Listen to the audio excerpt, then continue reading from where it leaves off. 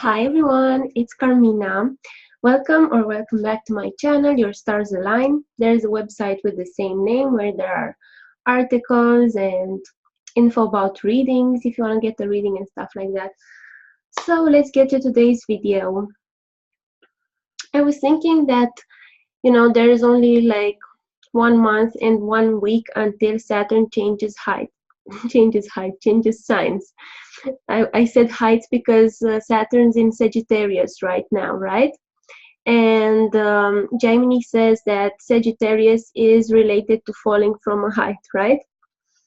So yeah, from Saturn in Sagittarius to Saturn in Capricorn.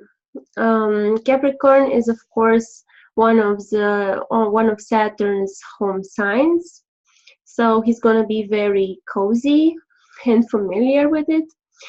And yeah, people, even if they don't know about astrology, they know a thing or two about Saturn. They know about the dreaded Saturn return. And yeah, I think a lot of people are usually interested in like what a Saturn transit can bring them. So I'm going to say a few words about a Saturn transiting each house in your birth chart, right? Of course, you have to realize this is only a small piece of the puzzle, so this is not an end-all, final, definitive answer about your chart, since there are so many other things to consider, like what is the dignity of your natal Saturn? Where is it placed? Is it with enemies? Is it with friends? That's what kind of aspects is Saturn getting, what's Saturn doing in the other Varkas? What dasha are you running? So there's so many things. But I'm going to present you today one piece of this whole Saturn puzzle. And yeah, that's Saturn transiting the houses and what it can bring you, right? So yeah, you can think about that even if you don't know which house, which planet is in. If you ever had your horoscope done, you can look what signs your planets are in, and if Saturn is going to be in Capricorn. Right now it's in Sagittarius, so if you have any planets in Sagittarius or a Capricorn, you can um, relate this to recent past or recent future events in your life, right? Okay, so first of all, what is Saturn? Saturn is, a lot of people like this denomination of Lord of the Karma. And that's very true. That's also true because Saturn makes you pay your dues wherever they are, right? So it makes you pay the karmic dues, not in a pleasant manner, right? Because Saturn is a so-called malefic. Yeah, it's better to call these planets cruel or gentle rather than benefics and malefics, because they all can have positive and negative effects. So yeah, Saturn is a cruel planet. Saturn is a separating factor. It can separate you more painfully from some things, right? Saturn is also a constricting factor, right? It shrinks whatever it touches. It makes it feel diminished because it's also a planet that starves any other planet Saturn is with, even if they're a friend, right? Saturn is cold. What else? It's astringent, right? Again, shrinking, that shrinking feeling. So yeah, Saturn brings limitations, but these limitations, just so that you evaluate realistically and so that you, I don't know, you make like a better long-term plan for the future, right? And again, Saturn is, okay, it's constricting, it brings limitations. Yeah, Saturn also relates to long chronic illnesses. And if it's well dignified, like in Capricorn, and of course, if it's in good states and if it has like a good operating strength, it can provide good longevity, and it can provide the resistance to disease, right? And the ability to eliminate toxins and disease from your body. So, yeah, Saturn is the capacity to survive. It's also like the last resort. Saturn is also things that we shouldn't, that are none of our business, that we should leave alone. It's like nature, untouched nature, because, you know, one of the sign Saturn rules is Capricorn, and that indicates the tropical jungles. The other sign is Aquarius, and it indicates an island. So, yeah. Yeah, so that's Saturn. So now I'm just gonna run through the houses, and yeah, at least you will learn a few words if you don't know already about what can you expect from each bhava or house. And the way I'm gonna talk about these house indications is the way I learned them from Ernst Wilhelm indications of bhavas class, right? Okay, so let's get started. So if you have like a Capricorn rising, right? Then Saturn will transit your first house starting December 20th of 2017, right? The first house relates to body, it relates to appearance, it relates to strengths and weaknesses. It also relates to one's true state and comfort and pain. So you can imagine like a Saturn transit on the ascendant won't be as pleasant as a Venus transit, you know. So yeah, it can make you lose weight because Saturn's shrinking. It can bring some physical ailments if other factors incline towards it. But it can also bring more discipline, more focus to your life. Yeah, but it will be like your path will feel a bit burdensome, right? But if you have like a good Saturn in your natal chart and other factors that will help, it will strengthen your character, right? It will be a test that you will pass successfully. Okay, so now the second house. The second house rules wealth, it rules family, like not your family as in your spouse, but your family that you grew up with, your environment, right? It also rules like friends, the friends in your environment. It rules collections. So Saturn here can bring maybe a more coldness in relationship with these people that I just mentioned, and some like restructuring of any collections that you have, right? Okay, and of course to your wealth, right? The best case scenario is that Saturn will help you become more strategical in regards to acquiring your wealth, right? The third house is a house where Saturn is usually happy. It's the house that, I mean, malefics are usually good, well placed in the third house. It's related to courage, it's related to siblings, to Upadesha, which is initiatory instructions. Also some journeys, and other Maraka things, like the second house, but I'm not going to talk about that because I don't want to freak you out, and like you really have to know more than the basics to assess those kind of things. So yeah, it will make you feel more brave, it will make you strategize better, it will help you with education, it can discipline your traveling and things like that, you know.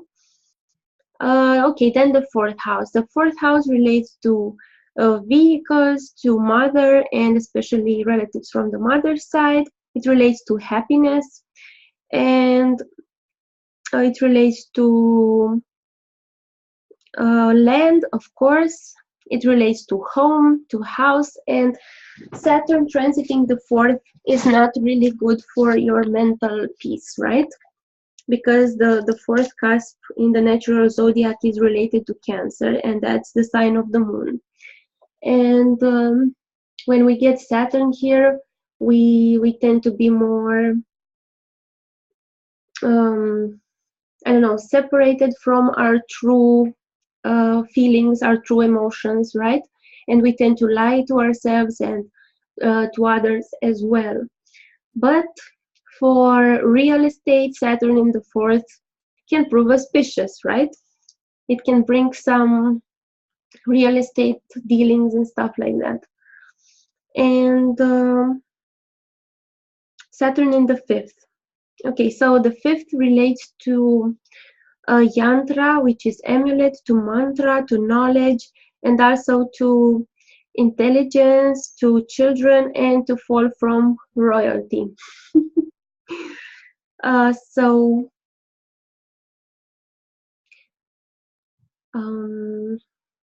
yeah, I guess when Saturn will be transiting your fifth, don't expect that you will get along in the best way possible with your kids if you have kids. And yeah, and creatively, like if you're a writer, maybe you'll get some sort of writer's block, and yeah, you'll get some limitations in your creativity in general, right? In the sixth house relates to enemies, to health, to maternal uncle, and to stepmother. So yeah, Saturn transiting the sixth will bring some difficulties with your health, and depends also, of course, what you have in the sixth, what the sixth lord is doing. But usually, yeah, it can bring some challenges to your health. It can bring some trouble with the people that I mentioned, and it's also like it relates to lawsuits, right? People suing you, enemies in a lawsuit, so it can bring that as well. The seventh relates to the spouse. It relates to distant journeys, to trades, and to other things that are less pleasant, and I said I wouldn't discuss them right now. So Saturn in the seventh, if it's in a good dignity, like it will be in Capricorn, maybe it will solidify your relationship, and it will help you better bear burdens together with your spouse. But if like things are loose, like a loose tooth in a kid's mouth, you know, Saturn will shake that off, and you will lose that tooth. So you kind of lose the unnecessary baggage in the realm of relationships and stuff that I mentioned. Yeah, it can bring impediments to long journeys, but it depends on other things, what other things are doing, right? And Saturn brings the limitation. It makes you look realistically at what your limitations are. And sometimes you get defeated by that experience, and other times you get stronger. So it depends on your self factors and the stuff in your chart, what will happen. Okay, Saturn transiting the eighth is not quite pleasant. In a way, it can bring like under certain conditions, it can bring like inheritances, because especially like land inheritances, because Saturn is naturally a karaka, a significator for real estate, and in the eighth it can bring some real estate inheritances, but it can also bring some trouble with your longevity, and it can bring some issues with lawsuits if you have such a thing. The ninth cusp relates to fortune, to religious road, to pilgrimage, to the wife's brother and the brother's wife. And yeah, Saturn transiting the ninth, it can bring like contradictions with your teacher. Like it can bring contradictions with the culture you grew up in, right? Because the ninth relates to your religion, the culture you grew up in, and things like that. And Saturn kind of separates and breaks from that, right? In the 10th house, Saturn can bring, there's one Gemini combination that says Saturn in the 10th from the soul planet will bring a life of accomplished deeds, right? So Saturn in the 10th is not by any means easy. It's a lot of hard work, right? It's a lot of hard work, but it can help you like gain public respect, public reputation. It can also take you away from home because it's opposite, the 10th is opposite the 4th cusp of home, so it's like being out there in the world. It can also cause some health concerns from your father because father is related to the 10th. And yeah, it will ideally help you manage your responsibilities better, right? Saturn transiting your 11th sign is related to acquiring various titles. It relates to rewards such as income, increase, advancement, and also domesticated animals. So Saturn in the 11th is another place that Saturn likes naturally. So it can help with all that, right? But it also has to depend on other factors in your charts, because for some people it can bring a lot of money and for other a smaller amount of money and titles and the things I mentioned before, right? So it all depends. Otherwise we would all be like identical, and that's not the case. Saturn in the 12th is really not a really happy place.